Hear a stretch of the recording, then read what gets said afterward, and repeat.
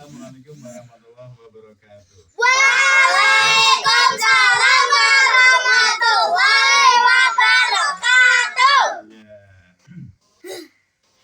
Alhamdulillahirabbil alamin wa bihi nasta'inu ala umuri dunya waddin. Wassalatu wassalamu ala sayyidil mursalin sayyidina Muhammadin wa ala alihi wa sahbihi ajmain, amma ba'd. Pertama-tama monggo mari kita bersyukur kepada Allah Subhanahu wa taala yang telah memberikan banyak nikmat untuk kita semuanya. Apa ini, suara apa ini?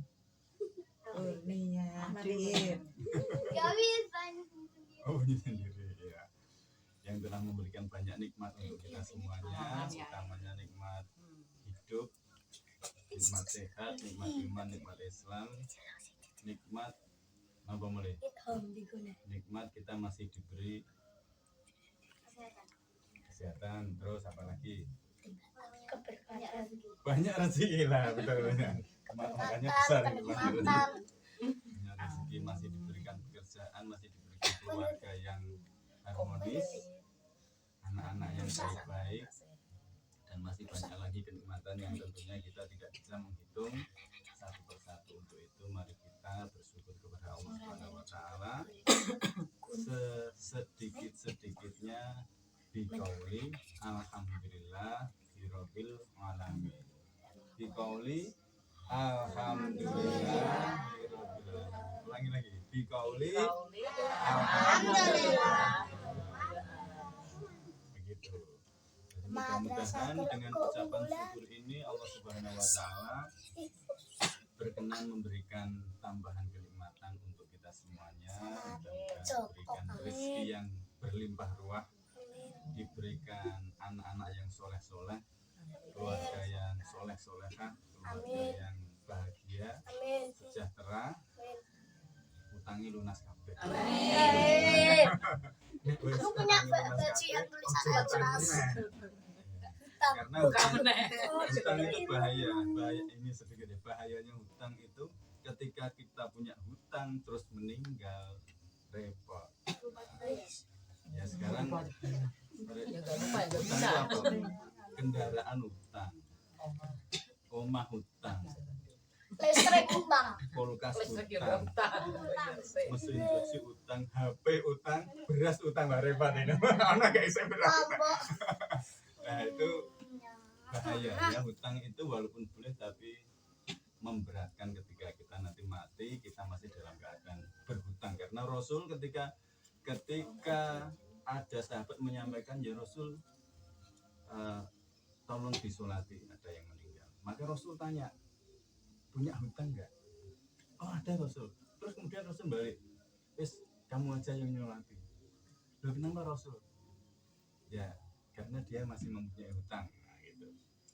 Yowis ya Rasul, tak bayari hutang. Nah setelah dibayari para sahabat yang lain, maka Rasul mau mensolatilah itu. Sampai Rasul aja tidak mau mensolati bagi mereka yang mati dalam keadaan berhutang. Terus bagaimana? Maka ketika berhutang diniati benar untuk nyaur. Nah gitu. Wes, ada lagi bahas Quran. Ya, salawat serta salam semoga selalu tercurahkan kepada junjungan kita Nabi besar Nabi Muhammad SAW beserta keluarganya, para sahabatnya, seluruh pengikutnya, termasuk kita semuanya. Mudah-mudahan kita diakui menjadi umat beliau, umat Nabi Muhammad SAW yang kelak mendapatkan syafaatul udzma di yaumil akhir. Amin Allahumma. Amin. Saya sampaikan rasa hormat kepada ibu-ibu semuanya, para wali santri, kemudian para santri-santriwati semuanya. Mudah-mudahan hadir kita di acara ini, yaitu acara tasyakuran dan imtihan. Tasyakuran itu kita bersyukur kepada Allah atas prestasi anak-anak ini, dan sekaligus imtihan itu nanti ujian apa yang kemarin sudah dihafalkan oleh anak-anak. Mudah-mudahan lancar ya, bisa ya.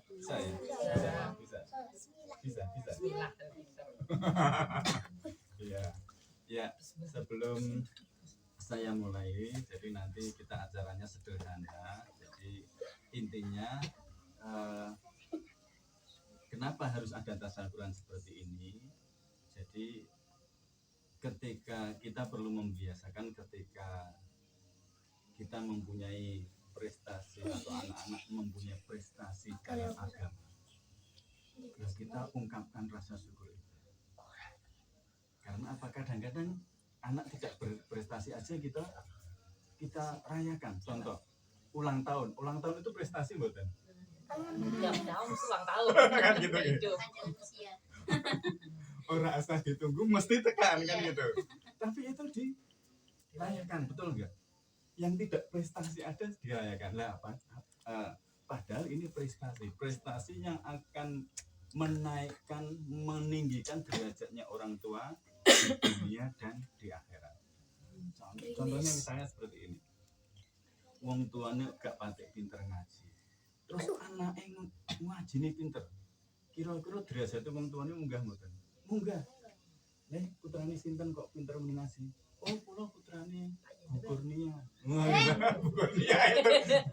Ya itu. Putri. Oh iya, Putri. Emang kalau sang motore merah kae, sang numpak bantre koyo ngono kae. Gitu. Nah, maka Mahira gila. Masalah turunan banter Poster. maka orang tuanya yang tidak tahu apa-apa ini ikut namanya ikut naik lah gitu, ikut terangkat itu di dunia, belum nanti di akhirat gitu.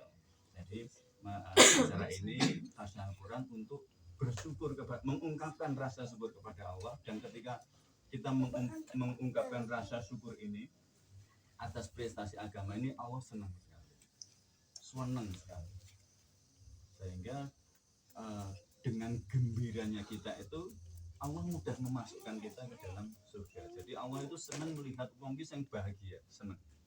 Allah itu senang melihat orang itu yang bahagia. Orang duit juga bahagia, duit akeh ya bahagia. Yang penting orang bahagia nek utangnya akeh lah. Gitu. Jadi Allah itu senang seperti itu. Kemudian yang selanjutnya yaitu imtihan, yaitu jadi kita menampilkan lari-lari ini kepada orang tuanya atas apa yang sudah didapat belajar menghafal di tempat ini. Jadi orang tuanya bisa tahu perkembangan putra putrinya. Ya, acaranya yang pertama yaitu pembukaan, kedua sambutan, ketiga nanti langsung imtihan bergiliran. Nanti ketika hafalan ini ibu-ibu boleh langsung merekam. Nanti gini ya, kalau misalnya Mbak Kurnia, Mbak Hira, Mbak Hira maju, mau membaca maju di tengah situ. Nanti biar direkam oleh Bu Mahira. Bu Mahira. Ya, HP-nya disiapin. Ya, HP-nya disiapkan kan dia. Ya, terus nanti bergiliran seperti itu. Dari sini ya, ngurut dari sini ya. Oh, apa dari luar dulu? Dari luar. Oh iya, sana sini. Oh, sama sini. Lady first tuh ya. Kemudian yang acara yang keempat yaitu tanggapan dari ibu-ibu atas nanti prestasi atau apapun yang ada di sini. Saya minta tanggapan dan masukan. Kemudian acara yang kelima ramah-ramah dan penutup. Monggo, mari kita buka acara pada pagi hari ini dengan membacakan suratul Fatihah ala hatinya. Al-Fatihah. Oh iya betul. Ulangi. Al-Fatihah. A'udzu billahi Minasyaitonir rajim. Bismillahirrahmanirrahim. Alhamdulillahi Rabbil Alamin. Ar-Rahmanir Rahim. Maliki Yaumiddin. Iyyaka na'budu wa iyyaka nasta'in. Ihdinas siratal mustaqim. Siratal ladzina an'amta 'alaihim ghairil maghdubi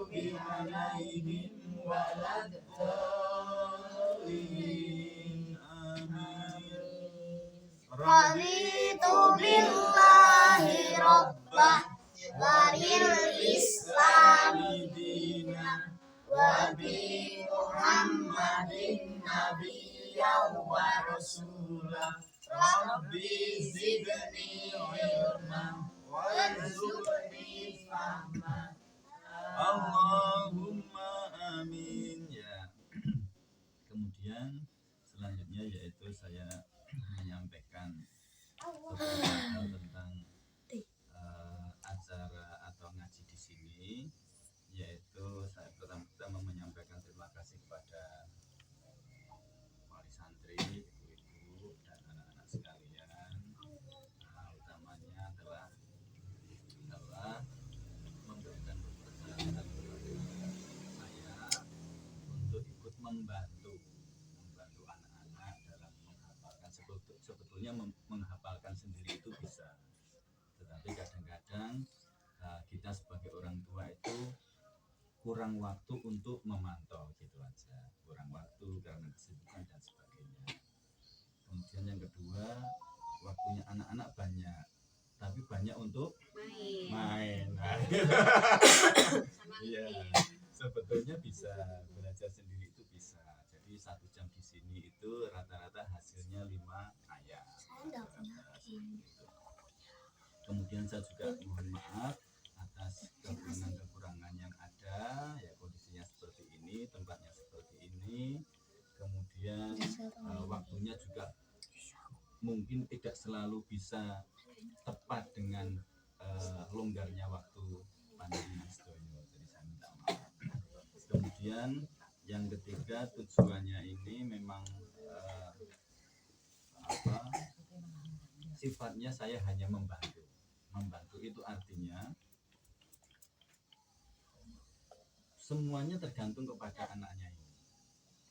Jadi anaknya semangat, berarti nanti semua bisa lebih baik, lebih cepat mengganti. Kemudian saya juga hanya membantu sekolahan supaya kalau sekolahan itu kan satu guru muridnya banyak, ngurus murid banyak menghafalkan itu kira-kira gampang apa susah? Susah sekali. Jadi sifatnya membantu, mudah-mudahan yang bisa kita lakukan ini bisa bermanfaat untuk semuanya. Kemudian ini kaitannya dengan membaca Quran ini saya bacakan satu hadis saja. Man qara al-Qur'an, barang siapa membaca Al-Qur'an. Berarti membaca itu artinya harus bisa dulu membaca. Fa'amila biha fihi bisa walidahu. Jadi dan mengerjakan isinya yang dikandungnya, maka kedua orang tuanya tajan walidahu tajan yaumal qiyamah. Ya. Maka kedua orang tuanya dipakaikan mahkota kelak di hari kiamat. Kamu nanti ini semuanya, kalau kamu membaca Quran kemudian mengamalkan isinya Quran, nanti orang tuamu itu kamu kasih hadiah mahkota kelak di surga. Nah itu maksudnya gimana? Barang siapa membaca Al-Quran dan mengerjakan isinya, mengamalkan isinya yang ada di dalam Al-Quran itu, maka kedua orang tuanya akan dipakaikan mahkota kelak pada hari kiamat. Nah, kira-kira seneng apa mboten? Ya, seneng. Kira-kira manfaat apa mboten? Manfaat. Jadi makanya orang ahli Quran ini manfaatnya itu tidak hanya di dunia tapi sampai nanti kelak di akhirat. Jadi ketika panjenengan ini punya anak-anak yang ahli Quran, insya Allah selamat dunia akhirat. Insya Allah seperti itu. Nah ini janjinya seperti ini karena sudah janjinya seperti ini. Sinarnya lebih bagus daripada sinar matahari yang masuk ke dalam rumah-rumah di dunia. Seandainya kamu memiliki rumah itu, maka bagaimana tanggapanmu dengan orang-orang yang mengamalkan? Tentu kita pasti senang ketika mempunyai anak-anak ini yang ahli Al-Quran. Nah ini panjenengan sampun leres, anak-anak sudah disekolahkan di Min, ngerti agama, diajarkan akhlak, dan juga diminta untuk hafal Quran. Yaitu istimewa sekali. Panjenengan bagaimana cara orang tua ini memperjuangkan anak ini harus bagaimana caranya hafal. Nah, gitu. Walaupun orang tuanya tidak bisa mendampingi, tapi tetap dengan cara yang lain anak ini harus bisa hafal. Ya penganten, lajeng ini kaitan dengan hafalan anak ini, keberhasilan anak ini ada tiga kesungguhan. Ini saya ulangi terus. Jadi 3 kesungguhan itu. Wah ini sudah ngatur ini. Kepanjangan ya, sebentar aja sudah. Jadi 3 kesungguhan itu gini. Pertama, anaknya sungguh-sungguh. 1, anaknya sungguh-sungguh. Anaknya temen. Sungguh-sungguh enggak ini kira-kira? Enggak ya. Kamu sungguh-sungguh mengabalkan enggak? Sungguh-sungguh itu niat, berniat, semangat. Sungguh-sungguh itu semangat. Semangat menghafalkan Quran enggak? Semangat. Nah, anaknya harus semangat, harus sungguh-sungguh. Kedua, orang tuanya harus sungguh-sungguh. Loh bagaimana orang tuanya sungguh-sungguh? Aku kerja Pak, aku ngene. Sebisanya sungguh-sungguh. Maksudnya gimana? Anak ini diingatkan. Nang, wis ngapalnya apa dulu? Diingatkan terus. Dan nggak usah dimarahi. Karena apal, turun jobo, wah nggak usah dimarahi. Karena di sini pun saya mengajarkannya seperti ini. Menghafal itu dihafal secara ringan. Maksudnya secara ringan seperti ini. Kalau ketika dibaca merem kemudian nggak ingat, nggak usah diingat-ingat. Oh ya, wah kita ketemu kok, malah pusing. Begitu tidak ingat langsung lihat aja baca. Jadi bebannya kepala otak itu tidak terlalu banyak. Jadi kita semua panjenengan juga seperti itu.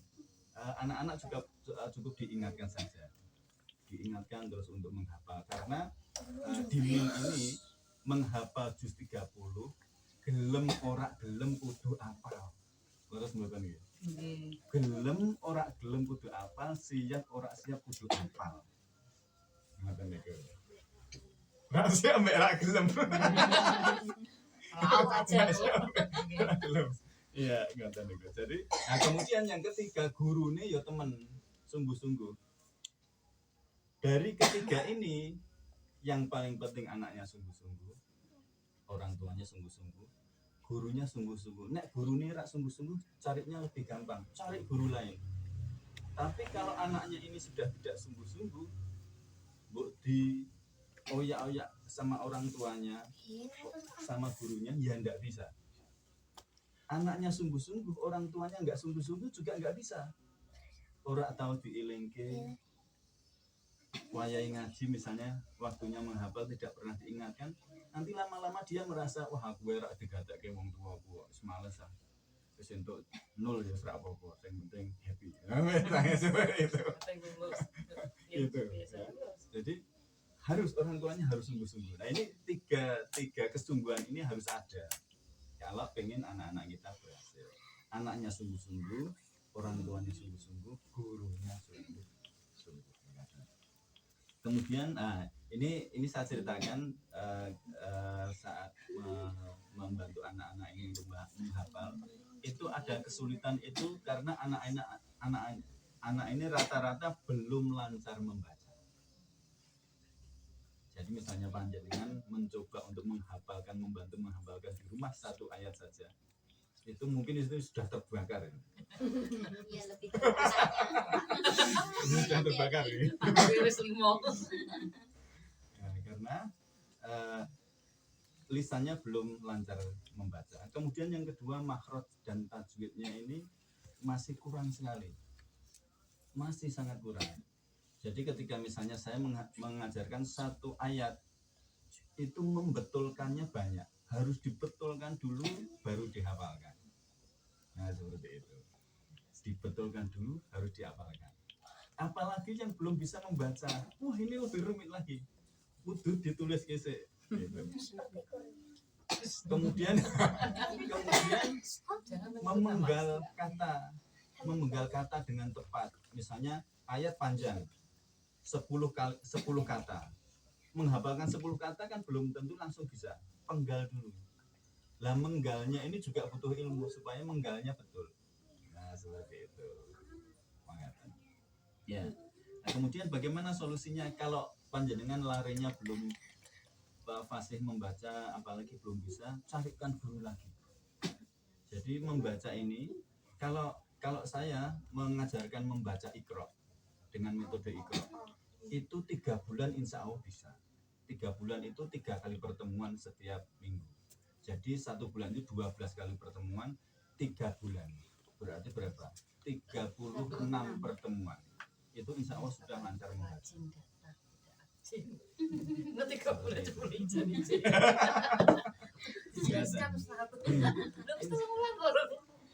Atau bisa lebih cepat dari itu. Maksimalnya 6 bulan. Maksimalnya 6 bulan. Nah, dan solusinya lagi sering yang sudah bisa sering membaca Quran. Kenapa sering membaca Quran? Itu lafal-lafalnya nanti kamu mudah untuk menghafalkan kalau sering membaca. Ya, kita cepat ya. Kemudian ini anak-anak dan ibu-ibu. Jadi cara saya mengajarkan menghafal di sini, saya ajarkan memang secara ringan. Secara ringan itu seperti ini. Misalnya 1. Wal fajr. Nah, itu dibaca, harus dibaca tulisannya 5 kali. Setelah itu merem 5 kali. Nah ini ketika merem ini terus tidak hafal. Nah itu tadi tidak usah dipikir, langsung dilihat. Nah gitu. Jadi bebannya tidak terlalu berat. Kemudian kalau 5 kali sudah belum hafal, baca lagi 5 kali. Wal fajr, wal fajr, wal fajr, wal fajr 5 kali. Kenapa harus dibaca? Ketika dibaca itu tulisannya nempel. Ketika merem nanti tulisannya kelihatan. Ya, tulisannya kelihatan. Gitu. Kalau belum kelihatan berarti dibaca lagi 5 kali, kemudian nanti insya Allah akan kelihatan. Tidak ada, nanti tak kasih dia. Apa? Yang nggak ada apa? Tak tulisannya ya. Ya. Ada pasti ada, tapi kamu tidak merasa. Coba sekarang kamu merem, kamu bayangkan wal fajr ada tulisannya nggak? Coba merem sekarang. Itu pasti sudah ada tulisannya di sini. Ada.